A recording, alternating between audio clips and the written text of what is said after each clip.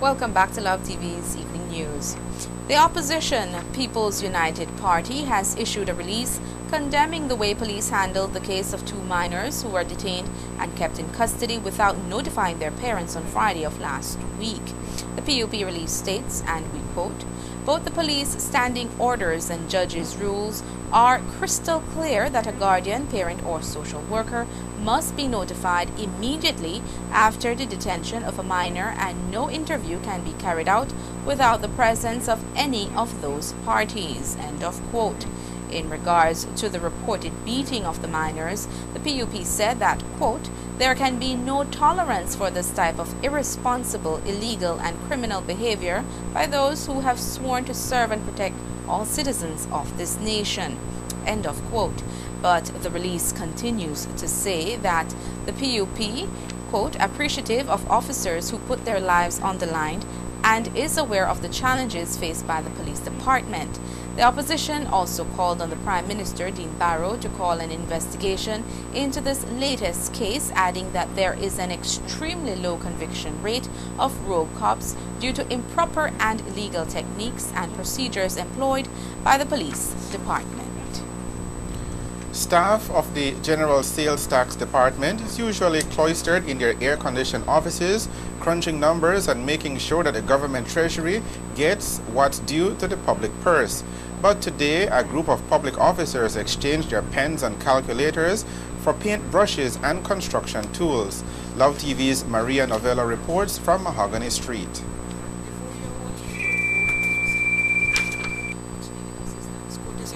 General Sales Tax Department in collaboration with Hand in Hand Ministries. GST officer Martin Rivas told us about the community service project.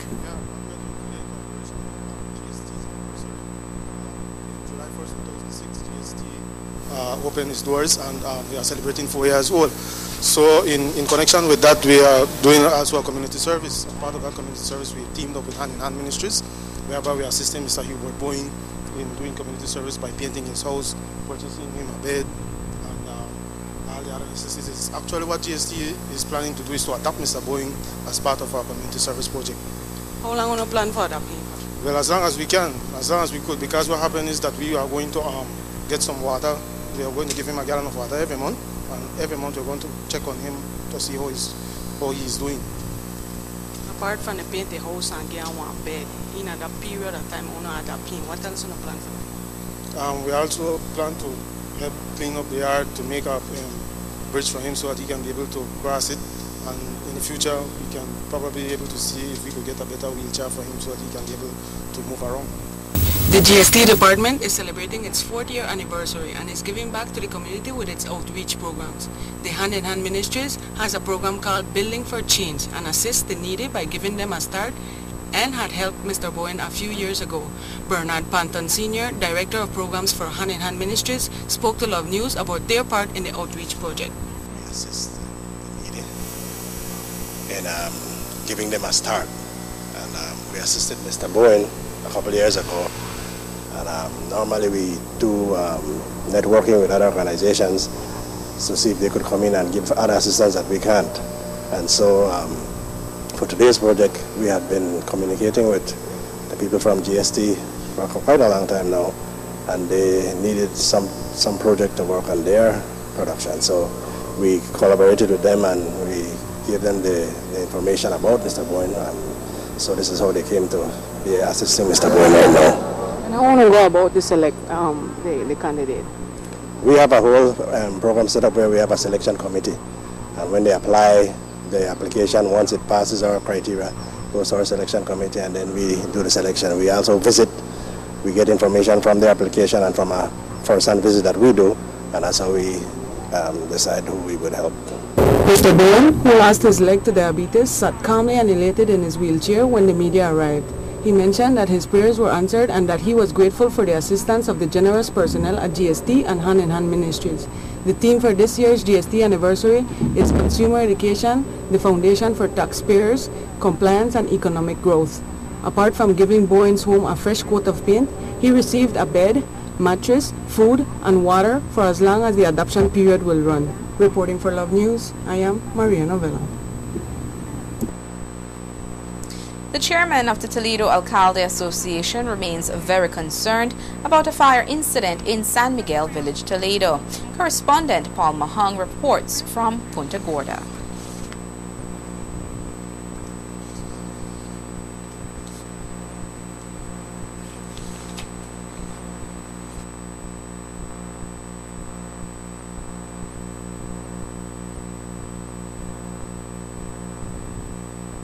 The fire incident, which reportedly occurred on June 15th, resulted in a total destruction of the home of San Miguel Village first alcalde Marcus Ack.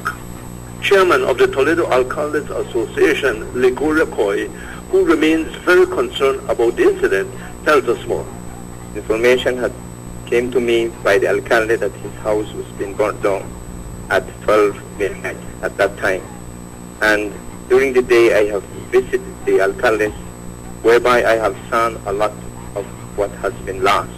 The building was completely destroyed, and the alcalde stored 1,500 pounds of cacao at anato harvested, and several items like kitchen, high school books, and also the community tools where he upholds as the alcalde. And I believe that justice shall prevail by finding these people. Due to that incident, the alcalde upholds law in his jurisdiction to reduce gang practices amongst young people. In doing that, they have threatened the alcalde when he has charged them, and out of that, he immediately got down his house, burned down by these group of people. I strongly believe that justice shall prevail. Toledo Alcalde Association Chairman Coy is still hoping that police investigation, law and order will be able to bring to justice the person or persons responsible for the criminal act in San Miguel Village. Reporting for Love News, Paul Mahong, Punta Gorda. School is out, but that does not mean that reading should stop. That was the basic idea behind a book fair sponsored by one educational institution today. Love TV's Maria Novello and cameraman Olin Kingston dropped in at the New Horizon Academy today to catch up on what was going on. The Horizon Academy hosted its first book fair at its campus 3 miles on the Northern Highway, which culminated today. The Scholastic Book Fair primarily aims at fostering a child's love for books and literature.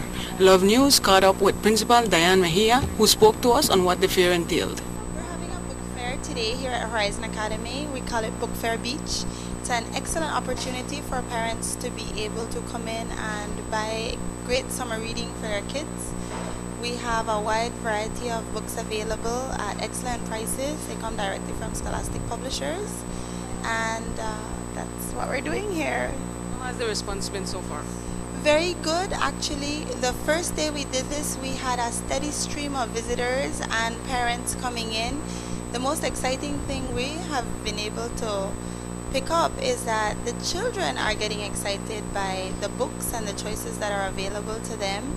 We have had really good response from our parents and even from people who are not parents but are friends of Horizon. They've been told by their friends, and so they're coming in also to be able to pick up some books for their kids.